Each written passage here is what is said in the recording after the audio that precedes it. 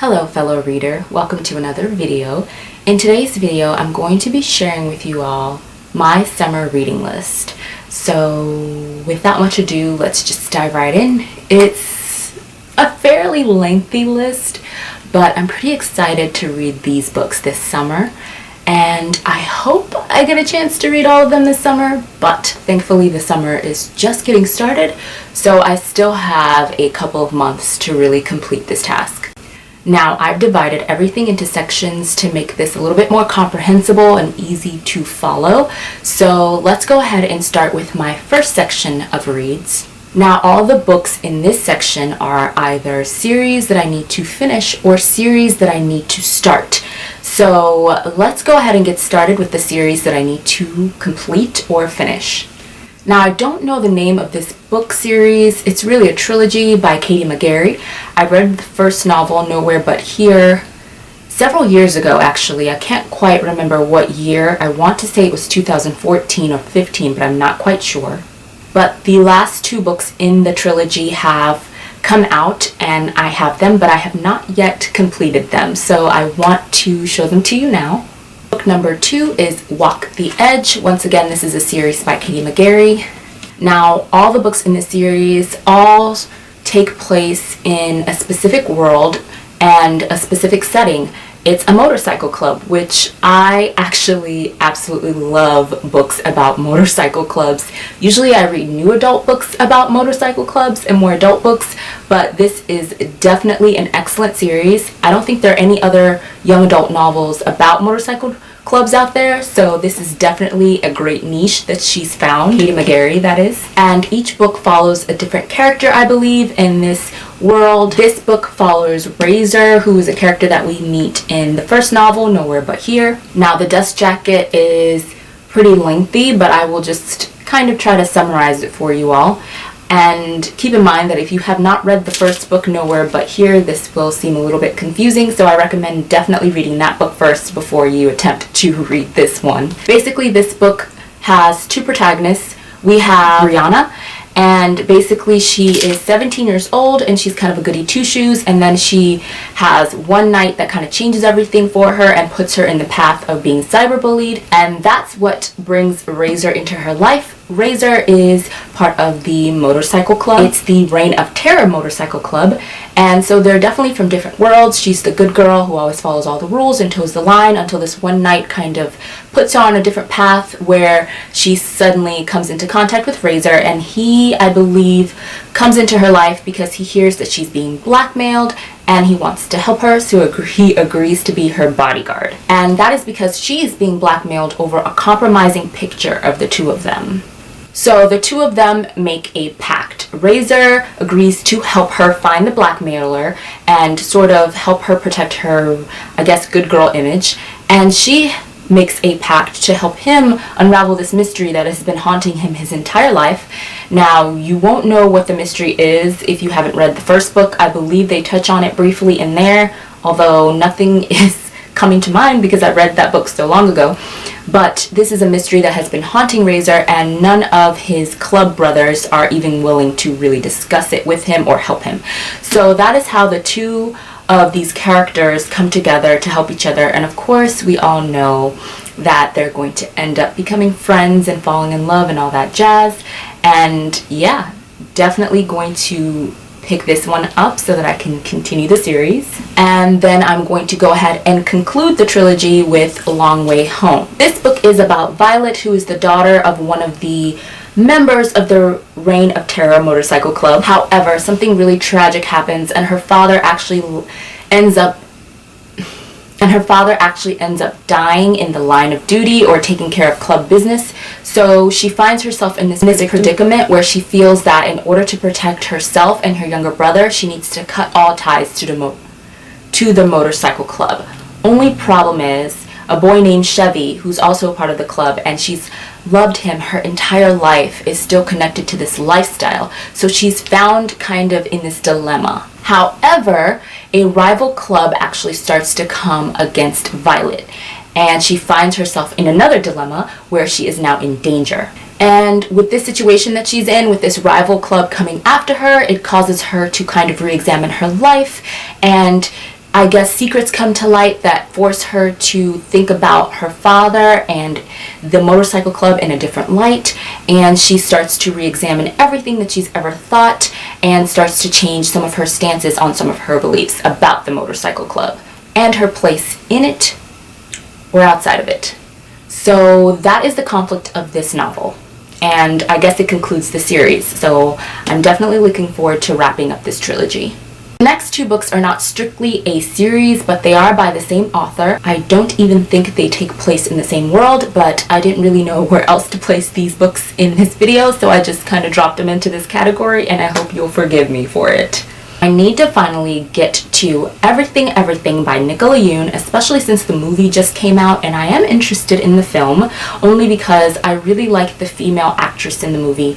I can't remember her name right now, but she first came to my attention in the first Hunger Games film when she played, I want to say the name of the character was Prue, but I'm not 100% certain. It's been so long since I've read the Hunger Games books, so forgive me. Definitely correct me in the comments, or I might even correct myself in an annotation.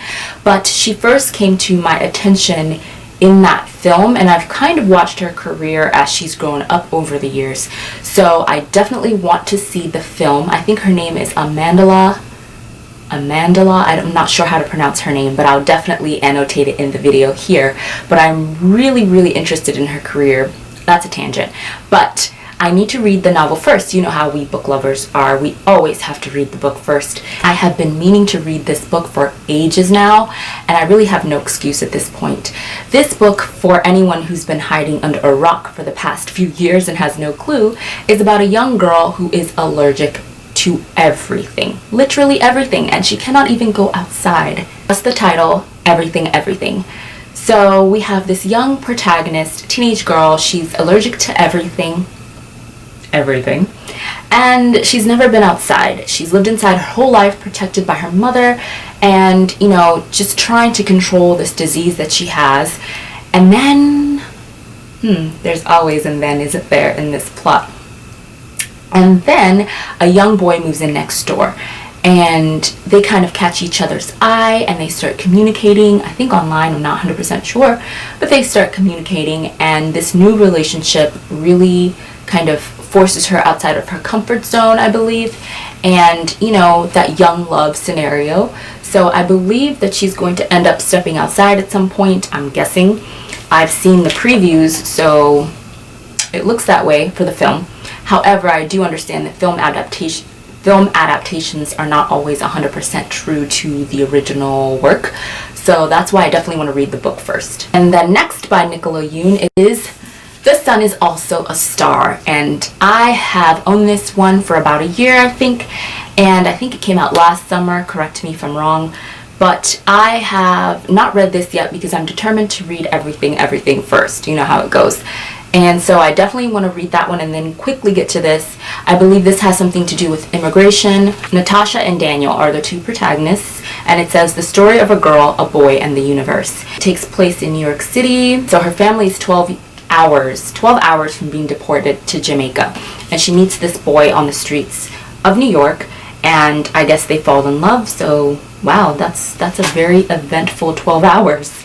Then we have Daniel, and he's kind of the golden boy, if you will, and he meets Natasha, and I guess sparks fly, and this 12 hours is really intense for over 300 pages. So I'm definitely going to check this out quickly after Everything. The next book is actually my most highly anticipated release of 2017. Well, close tied with another book that I also have in this video. So, but this book I have been waiting on since I heard that it was going to come into existence. It was first a duology by this certain author, and I guess so many people begged for another book in this world that she wrote another book in this world. And honestly, when I found out that this was going to be a novel, I squealed so loud. I think that at the time, the apartment I was living in, or the townhome I was living in, my neighbors had to have heard me and thought that someone was being killed in the townhome next door. But this is so exciting. Can't believe I have it in my hands. But this is Always and Forever, Lara Jean. Yes, the highly anticipated finale to the To All the Boys I've Loved Before, I guess trilogy now, and I'm so excited to dive into this. I love Lara Jean. She's one of my absolute favorite young adult female protagonists. I just find her to be so refreshing, and her naivete is so delicious, and how she kind of evolves from the first book to the second book is so natural that I can't wait to read this last book. And I just absolutely love this series. I highly recommend it. It's a really good one, you guys. I really think that everyone who's interested in the young adult genre, who's looking for something refreshing and yet real and so well done and so nicely packaged, from everything from the dust jacket to the writing itself and just how the story and the plot flows and comes together. I love how involved the family is in this novel. I love how Lara Jean just feels so real. I feel like I'm just babbling on at this point, but I really recommend this series of books, and I really do admire Jenny Han, and I definitely want to read her other series that she wrote before this one. But basically, I say all that to say that I cannot wait to read this, and I'm actually shocked that I have not read it yet. I pre-ordered it, so of course it arrived at my door, thank you Amazon Prime, the day that it released, and I can't believe I haven't read it yet, but it's definitely number one on my list. Next up is actually the book that Always and Forever Lara Jean ties with in my most highly anticipated releases of the year, and that book is A Court of Wings and Ruin. Oh my goodness, I'm so excited for this read. I cannot even articulate it properly. I feel like I will just start speaking gibberish in a few minutes. It's already starting. But yes, A Court of Wings and Ruin is, I cannot wait. And the thing is, I feel as if I will have to reread at least, maybe not the first book in the series. Well, obviously not the first book in the series, this is the third. But I definitely will have to reread Mist and Fury, because that book was so action-packed, so much happened. And honestly, I probably won't reread the whole book because I quite remember a lot from that book, but I probably will reread the last maybe 3 or 4 chapters before I dive right into this one. But I'm really excited to get back into this world. I love Feyre, to the spring court, and this huge, you know what, let me not, because this is definitely gonna be a spoiler. Never mind, let's just move on. Basically, you need to read the series. It's excellent. I love Sarah J Maas for her Throne of Glass series, but I actually think I might like this series a little bit more. Shh, don't tell anybody, but I think I might. It's a new adult series, which is so amazing for the new adult genre. This is going to open so many doors for so many great authors out there, so that's exciting. And I highly recommend this series. It's excellent. It's action-packed. It's surprising. The twists are surprising, as twists should be, but not always are in this genre. So I definitely recommend these books, and I'm really excited to finally read this one. On to the next little chapter section of books. What should I call it? I'm at a loss for words as always when I film. I feel the camera comes on and I forget that English is my primary language.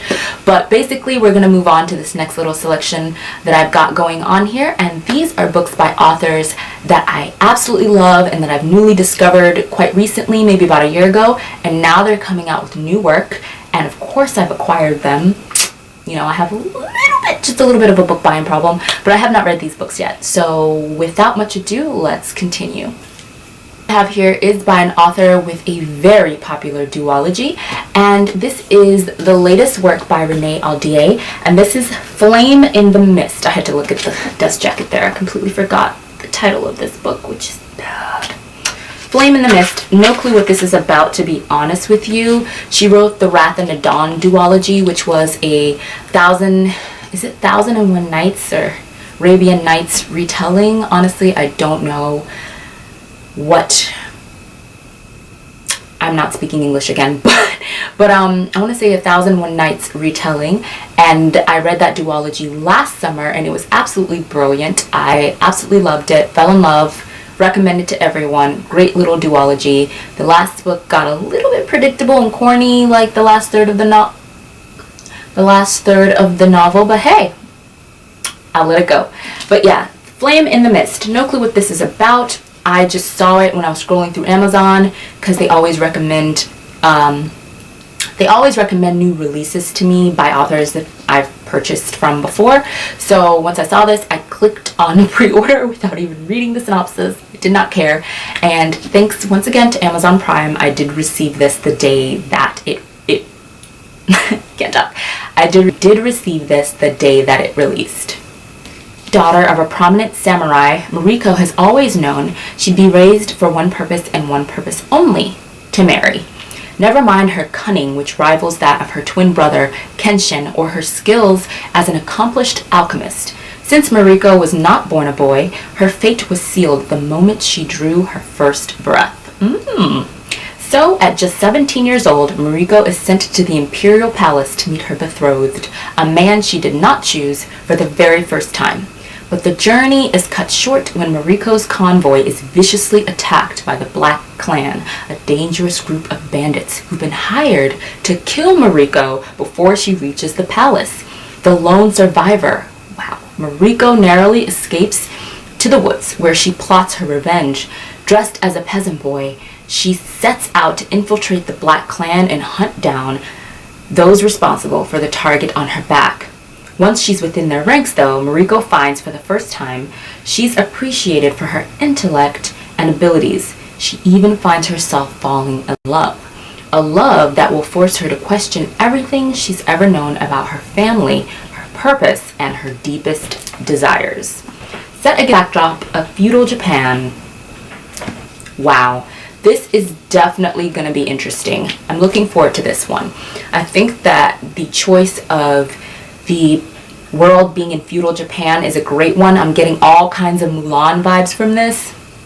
It has that trope that a lot of people enjoy of a girl dressing up as a boy in order to sort of escape the anti-feminist roles that she's been forced into because of, culture and time. So I'm definitely looking forward to exploring that. I'm not the biggest fan of that trope, to be honest with you, I'm not gonna lie, but I'm willing to give it a chance, especially because this is giving me very strong Mulan vibes, and I absolutely love that Disney film. It's one of my favorites. So yeah, looking forward to this one. Is another author that I loved her debut novel, so of course I picked up her new work, and this one's been out for a while as I try to grasp it over here. And this book, oh my goodness, is The Streets Are Ours by Leela Sales, and she wrote Will Save Your Life, which I cannot recommend enough. Actually read that novel last summer, and it's interesting because I read it while I was training for a new job. And I remember I read it in one day. I completely devoured it, actually. It was so beautifully written, and I remember there were parts of that novel that really touched me to the point where I was highlighting, and I never highlight, at least not as much as I used to when I was young, reading classics and books that touched me for the first time. So I was really surprised by how much that novel touched me and how much I got out of it and how satisfied I was by it. It was a short little read, but it was beautiful and definitely put me on the Leela Sales bandwagon. So of course I definitely picked up this one when it released. Once again, Amazon Prime, thank you. No, I'm not being sponsored by them at all. That would be amazing. But yes, I'm looking forward to this. I have no clue what this is about. I think I did read the synopsis a while back, but I've completely forgotten. And I believe that's how 17, let's see. Recklessly loyal, that's how 17-year-old Arden Huntley has always thought of herself. Caring for her loved ones is what gives Arden purpose in her life. makes her feel like she matters. But lately she's grown resentful of everyone, including her needy best friend and her absent mom, taking her loyalty for granted. Then Arden stumbles upon a website called Tonight the Streets Are Ours, the musings of a young New York City writer named Peter who gives voice to feelings that Arden has never known how to express.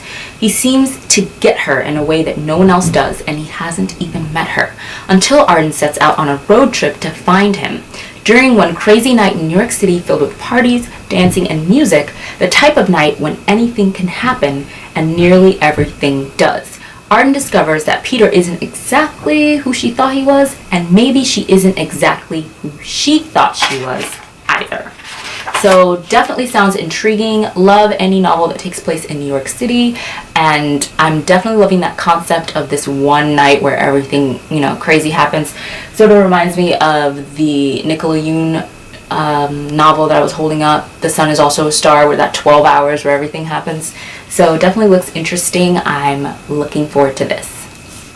At least I have a novel by an author that I completely fell in love with when she came out with her debut novel, and then the world quickly fell in love with that novel and that series as well, to the point where they are now films, which I admit I have not seen the films and I don't really have a desire to. But I will go ahead and introduce you to this last book, and that is, drumroll please. No, that's not a proper drumroll. That one's not too good, but continuing on, we have Carve the Mark by Veronica Roth. And if you have been hiding under a rock for the past 5 years, Veronica Roth wrote the very popular Divergent books. And I will admit, I still have not finished that series, and I actually have no desire to finish the Divergent series. I loved Divergent. I read a little bit of Insurgent and didn't really like the direction that the novels were going in, so I stopped. But I think Divergent was a masterpiece, and I was very, very eager to see what else Veronica Roth will become. So when she came out with this novel, and I heard it was going to be about monsters, I was freaking hooked, and I knew I had to get it. So Carve the Mark, like I said, it is about monsters, and it takes place in a world where, let's see, I think it's about monsters. Am I completely crazy? Oh, no. This isn't about monsters. I think I'm thinking about another series. Scratch that.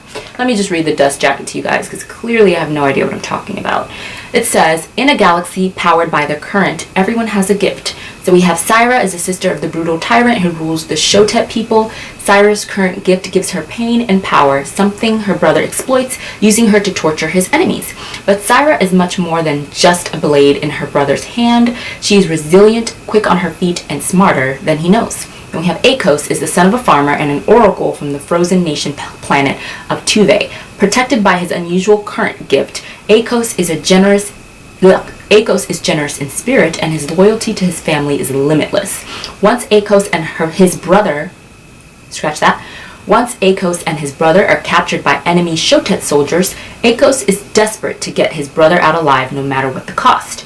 Then Akos is thrust into Syra's world, and the enmity between their countries and families seems insurmountable. Will they help each other to survive, or will they destroy one another? So basically, this takes place in a completely different world. Sounds fantastical. I think that this should be interesting. It's completely different from the Divergent universe. So of course that will be fascinating to see her handling just a completely different world and the world building that's going to go on along with these new characters. So I'm interested. It doesn't sound like I'm very interested, but I actually am really interested to see what this is going to be like. Alright, moving on to the next little section of books I have to share with you all. These are books that are quintessential summer reads, at least to me. And these are books that I always have on my summer reading list every year, but I never quite get to them. So hopefully this year will be the year. We'll see how it goes, but I'm hopeful. The first book I have up is a classic, and I'm a little shocked at myself that I have not yet opened the pages of this one, but this is The Glass Castle by Jeanette Walls. This is actually a memoir, so taking a departure from just straight fiction here, and this is also an adult novel, I believe, and I believe it's on its way to becoming a classic, if not already, a modern classic, if you will. This book basically chronicles this dysfunctional family that is basically led by this father who has a Jekyll and Hyde type of personality. He is an alcoholic, and when he is drunk, he is destructive and abusive and scary, but when he is sober, he is just the best father in the world. So you have these two dualities going on within this household. You have a mother who is a free spirit and just isn't really interested in being much of a parent. She's not really too concerned with her children or what they're doing, and isn't really interested in raising a family. So you have children in this family who are basically raising themselves and are learning to take care of themselves, from basic necessities like food and clothing to also emotional support, kind of parenting one another and making sure to have each other's backs. So this memoir basically chronicles the years within this family and focuses on the dynamics as well as what goes on as years go by and the children become adults. This looks absolutely delicious and I cannot wait. Now, this is not a summer read in the strictest definition of the term. However, I've always decided to read this novel within the summer months, and so it's always been categorized in my mind as a summer read, and this summer I'm just going to take the plunge and finally read the dang gone thing. Next up, I have another novel by Jeanette Walls, and this one is The Silver Star. And I just absolutely love this cover. I think it encapsulates summer. You see the two young girls just skipping along in the rain in what looks like a type of bayou, woodsy, foresty type environment. It looks so whimsical and just beautiful. This book takes place in 1970 in a small town in California. We have Bean Holiday, a 12-year-old, and her sister Liz, who's 15, and their artistic mother takes off to, dare I break out the parentheses once again? I dare. Find herself, and leaves the girls enough money to take care of themselves for about a month or two. Yeah, mother of the year right there. So one day, Bean returns from school to find a police car outside of their house, and that's when the girls gonna realize, this is not a good situation. So they take off on a bus to Virginia to find their uncle. Apparently, their uncle Tinsley lives in this decaying mansion that has been a part of their family for generations. Once they get there, sort of all these family secrets are revealed. We have Bean, who's an eternal optimist, and she finds out all these secrets about her father and finds out why her mother left Virginia in the first place. So of course the girls run out of money, as you do when your mother leaves you to find herself with only 2 months worth of funds, and so they start doing odd jobs. So the sisters start babysitting for Jerry Maddox, who is a foreman at the town mill, and he's known for bullying his workers and I believe his family as well. Out of the two sisters, 15-year-old Liz is the smart one. She's good at puzzles and word games and just, academically gifted. However, when school starts, it's Bean that finds herself fitting in almost seamlessly, and Liz finds herself struggling. So Liz begins to withdraw, and gradually she just sort of folds into this shell of her former self, and then something horrible happens to Liz.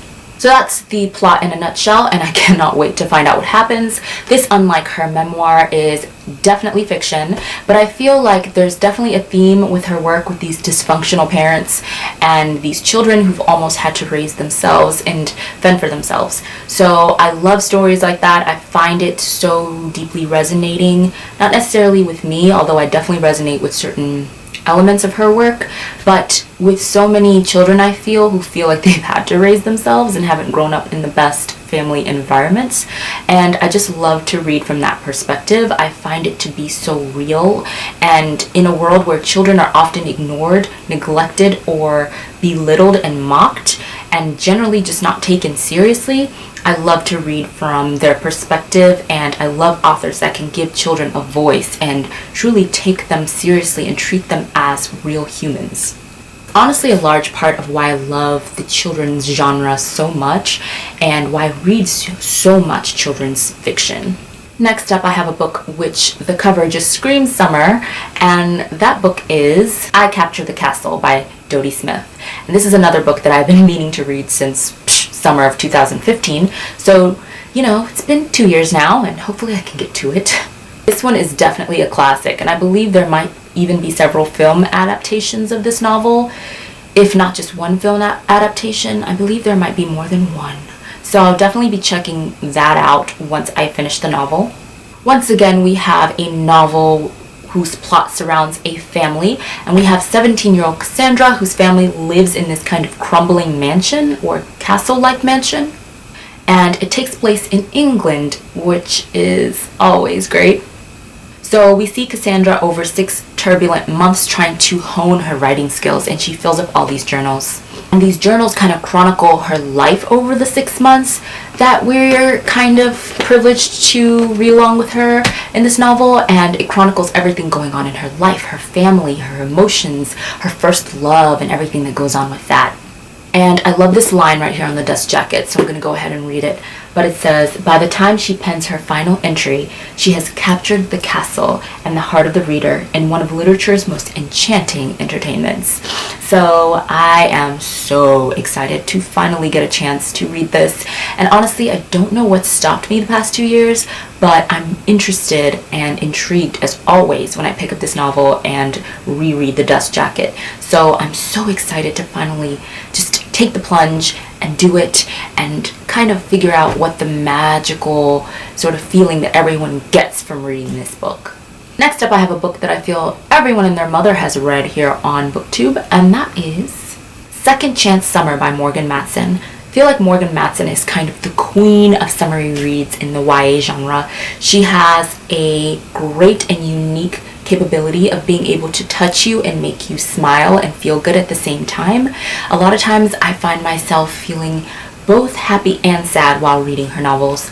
This one is definitely known as a tearjerker, and honestly, I will admit that that's why I've stayed away from it.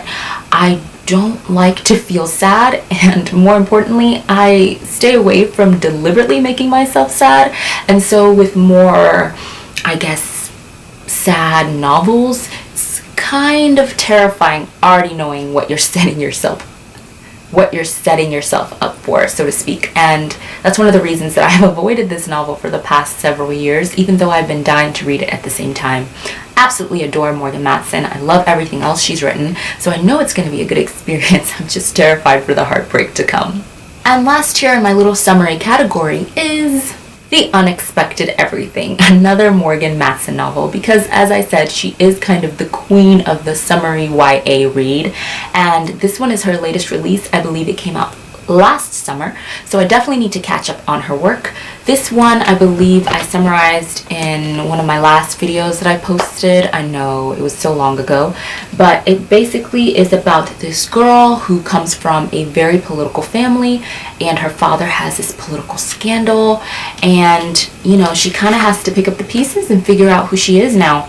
She's the kind of girl who has had her whole life planned out for her, and she enjoys knowing exactly what's going to happen, when it's going to happen, how long it's going to take to happen. And finally, after the scandal, she kind of has to figure out who she is, and she kind of sees an ugly side to her family that she didn't realize was there.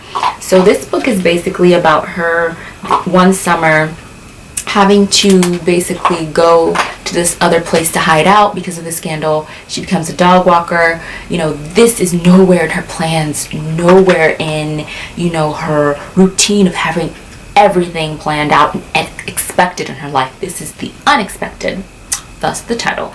And I'm sure there's a boy that she meets here along the way, and she discovers all these crazy things about herself. And of course, it's going to be delightful as well as probably pretty touching. So I'm looking forward to this one as well. Next category I have going on are the classics / socially conscious reads, and this is something I've been craving more of as I feel like I've exhausted the new adult genre. You know, when you read a lot of new adult books, especially these ebooks that are self-published, they're great, don't get me wrong, when you want something drama-filled, when you're addicted to romance like I am, but sometimes they miss that deeper element that makes you think and makes you really kind of think about the world, and more importantly, that teaches you something new that you may not have known before. So that's why I've been craving these type of reads lately, and thankfully I have plenty of these type of novels / nonfiction type reads on my shelf to choose from. First selections are definitely fiction. I have here Tender is the Night by F. Scott Fitzgerald. Now, F. Scott Fitzgerald wrote one of my favorite novels of all time, and I feel like a lot of people's favorite novel, and that is The Great Gatsby. I read that for the first time as a child and then reread it in high school and discovered a whole new element to it, so I'm definitely looking forward to exploring more works by this author. This one was published in 1934, and it was one of the most talked about books that year. It's set on the French Riviera in the late 1920s, and it's the tragic romance of the young actress Rosemary Hoyt and the stylish American couple Dick and Nicole Diver. A brilliant young psychiatrist at the time of his marriage, Dick is both husband and doctor to Nicole, whose wealth goads him into a lifestyle not his own, and whose growing strengths highlights Dick's harrowing demise. A profound study of the romantic concept of character, lyrical, expansive, and hauntingly evocative. Tender is the night. Sounds like a party, darling, a party. Next up is another modern day classic and fictional work, and this is Fortunate Son by Walter Mosley. Now this is a novel that I've skimmed many a time, and I think I've even read several chapters, but I never quite made it through the novel, so I haven't actually read this novel cover to cover, and that's what I'm really looking forward to. I'm sorry if the video camera angle seems a bit odd. My camera actually died for several hours. Thank you, battery. And so just ignore that. We'll continue on as if 3 hours have not passed. But yes, so basically on the back it just says, in this powerful tale of resilience and redemption, two unlikely brothers torn apart by fate forge their separate ways in the world. Tommy, a delicate black boy, is cursed with health problems and drawn to trouble more often than not. Eric is a Nordic Adonis, graced by a seemingly endless supply of good fortune. The ties that bind the two boys, however, are thicker than blood, and when circumstances reunite Eric and Tommy after years apart, their distinct approaches to life may offer protection from the forces that threaten to destroy them. So I've heard nothing but amazing things about this novel from those who have read it, and from the little snippets that I have read throughout the years, I am very much looking forward to this read. And finally, last but not least, wrapping up this little section of books is Don't Let's Go to the Dogs Tonight, An African Childhood by Alexandra Fuller. So I have had my eye on this novel for over a year now, since I purchased it on a whim, really, and I really just saw it one day while I was perusing through Amazon, I believe. It caught my eye, and it had just rave reviews, so many 5-star reviews, and so I put it in my cart, I purchased it, and I have been sort of holding off on reading it. I don't know exactly why. For those of you who don't know, I'm African, I'm Nigerian, and as you can see, this fellow African is Caucasian, and so she's definitely had a different upbringing than I have, not just because of the differences in the color of our skin, but because this memoir, and yes, it is a memoir, it is not fiction, chronicles her life growing up in a state of displacement. Obviously, there are Africans who are not black, there are Africans of all different races, and Africa is a great continent made up of many different countries, and I understand that, and this is just such a different African experience from my own that I have been apprehensive to dive into it, but I have to keep in mind that that is exactly what drew me to this novel in the first place, or memoir, I should say. So on the back, basically it is Alexandra Fuller's experience growing up in an African country, I'm not sure which one, and it says, it is a diary of an unruly life in an often inhospitable place. It is suffused with Fuller's endearing ability to find laughter, even when there is little to celebrate. Fuller's debut is unsentimental and unflinching, but always captivating. In wry and sometimes hilarious prose, she stares down disaster and looks back with rage and love at the life of an extraordinary family in an extraordinary time. So lots of opportunities for this memoir, I keep trying to say novel, to be problematic in the sense that just that line, inhospitable place, makes me feel, I don't know, makes me feel apprehensive to dive into this work. I guess I'm just tired of Africa, and it's always Africa, right? You notice that it didn't mention the country in Africa that she lived in, it just mentioned Africa, as if Africa is not this huge continent comprised of so many different types of people, and that is like a pet peeve of mine, but just that line, as I was saying, inhospitable place, often an inhospitable place, I believe was the full phrase, makes me feel a little cringy. I'm tired of that stereotype of Africa, since we don't know what country, and it is a stereotype, and I'm not saying that there isn't some basis in fact, once again, depending upon the place in Africa, the country, the region, the people, the situation, but that stereotype is so pervasive in Western literature, and that makes me very apprehensive, once again, as I've said a million times, to read this. But I'm going to take a chance on it, and it'll be interesting reading a different perspective, and I don't know what else to say. We'll see how I feel. You will definitely hear about it, so hopefully I will be diving into this sooner rather than later this summer. And last but not least, rounding out my summer reading list is my Colleen Hoover pile. And as some of you may know, I have been trying to get into Colleen Hoover now for 3 years. I read her way back when she was first an independent author on my Kindle. I think I read Slammed and then the subsequent sequels. And then, you know, obviously she's come a very long way since her independent days. She is now an extremely successful and wildly popular new adult author with tons of other works under her belt, all of which I have not yet read. Well, maybe not all. I think I've read 1 or 2 outside of the Slammed series. And so I have 3 here that I'm going to force myself to read come hell or high water this summer. Here they all are, my Colleen Hoover pile. Starts with Ugly Love, followed by Maybe Someday, and finally rounding it all out with It Ends With Us. And honestly, I'm not going to bother to read you the synopsises of these novels. These are new adult novels. They're a romance. They're very dramatic. Colleen Hoover is known for her twists, her turns, her unique way of writing drama, unlike it seems almost any other new adult author.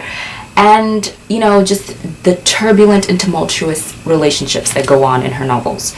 So I will, of course, link all of these novels' Goodreads pages down below if you are interested. If for some reason you have not read these, if you are a fan of Colleen Hoover, then I'm sure you've already read these books, but I digress. And I lied. I have one more book here, and this basically is the only book in my children's book section. You know me, I love children's lit. I had to include a children's book in here, and this is actually a series, and it's included because I love this author and I haven't had a chance to finish this series. I read the first book when I was a kid, and it's still one of my favorite books to this day, and the movie is in production, so why not?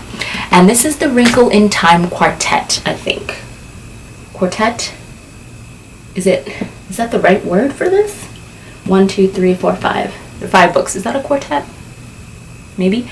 But yes, the series begins with A Wrinkle in Time, followed by A Wind in the Door, A Swiftly Tilting Planet, Many Waters, and An Acceptable Time. And as a kid, I didn't understand that this was a series. I read A Wrinkle in Time, and I've read it, honestly, I can't even recount how many times I've read that novel. My copy is completely dog-eared and worn from cover to cover and falling apart, which is why I bought this compilation of all the books in the series recently from Book Outlet. And I also read Many Waters as well as a child, and I recognized at the time that the characters in both books were the same. It was the same family in the same world, but I didn't quite connect the dots that it was a series, not to mention I had jumped from the first book to the 4th book. But anyways, I'm now looking forward to reading all of the books in order, and this follows the Walsh family. And the Walsh family? No, that's another Madeleine L'Engle book. The Murray family. We have Meg and Charles Wallace respectively being the most well-known, well-loved, and most popular characters. But there are other children in this family. And if you have not read A Wrinkle in Time, I'm not going to go over the synopsis. It's a children's classic. Once again, the Goodreads page will be linked below. Definitely check it out. It is a magical read that contains surprisingly a lot of science. And as a kid, I didn't realize that it was my introduction to science fiction, if you will. But it is 100% a science fiction book. And I didn't understand that when I was a kid because I didn't understand the different genres. I just went to the library, picked up books that looked interesting to me, and read them. And to this day, I have a special place in my heart for science fiction. Not hardcore science fiction, because I have yet to explore the genre adequately, but books that dabble in science fiction, and I'm completely fascinated by science, by facts, by studies about the universe and the planet and species and all types of fantastical things. And in my mind, science fiction and fantasy are almost cousins of one another, because once you start to really study things in our world and even attempting to study outside of our world, things start to get very fantasy-esque in my mind. It's all very fantastical and absolutely amazing to me. But I say all that to say I'm really looking forward to finally making my way through this series, and that concludes my summer reading list. I know this is going to be a really lengthy video, and for those of you that sat through and made it through the whole thing, thank you so much for watching. I appreciate it so much, and I appreciate you guys sticking it out with me throughout these 8 months of silence and no videos. I'm so sorry. I'm back and I'm better than ever, and I am in a much better place in my life and in my soul, and I feel like I'm very much more myself. So I'm really excited for this next chapter here on my channel. So thank you so much for hanging out and sticking around, and the best is definitely yet to come. So that concludes this video for today. Definitely leave me in the comments some of your reading options for the summer. What's on your summer TBR, or your summer reading list, if you will? If you're still in school, do you have any required reading? Oh, I used to low-key hate required reading, even though I love reading. There's something about being forced to read certain things that just puts a damper on the whole experience. But yeah, definitely let me know, and I will catch you in my next video. Until next time, bye. Can you see Teddy? He was fast asleep. Look at him. Look at the cutie. Chilling like a villain. Huh, Teddy? Teddy?